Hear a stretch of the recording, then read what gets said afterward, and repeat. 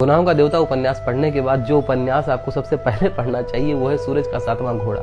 अगर मैं कहूँ कि ये सिर्फ एक उपन्यास नहीं बल्कि जिंदगी के अलग अलग रंगों को जोड़ने वाली कड़ियां हैं तो ये कोई अतिशयोक्ति नहीं होगी। 3 कहानियां, 3 औरतें और हर कहानी में छिपा एक ऐसा सच जिसे समझने में पूरी जिंदगी निकल जाए। ये कहानी है मानिक मुल्ला की, जो अपने दोस्तों को गर्मियों की दोपहर में बैठकर 3 अलग अलग औरतों की कहानियां सुनाता है। सत्ती, जमुना और लिली।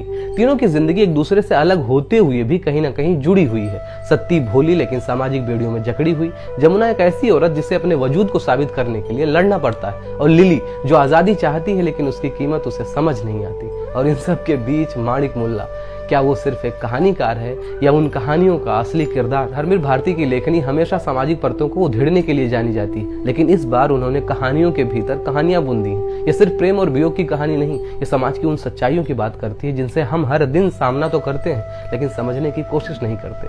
मानिक मुल्ला सिर्फ कहानियां सुनाता है, लेकिन क्या उसने खुद अपनी जिंदगी में इन कहानियों को जिया है? कभी कभी हम अपनी ही कहानियों में इतने उलझ जाते हैं कि ये भूल जाते हैं कि असली जिंदगी कहाँ खत्म होती है और कहानियां कहाँ शुरू होती हैं। जब मैंने ये किताब पढ़ी तो लगा मैं सिर्फ मानिक मुल्ला की कहानियां नहीं सुन रहा, मैं खुद भी उन कहानियों में कहीं शामिल हूँ। क्या हम सब कभी न कभी सत्ती, जमुना या लिली जैसे किरदारों से नहीं मिले?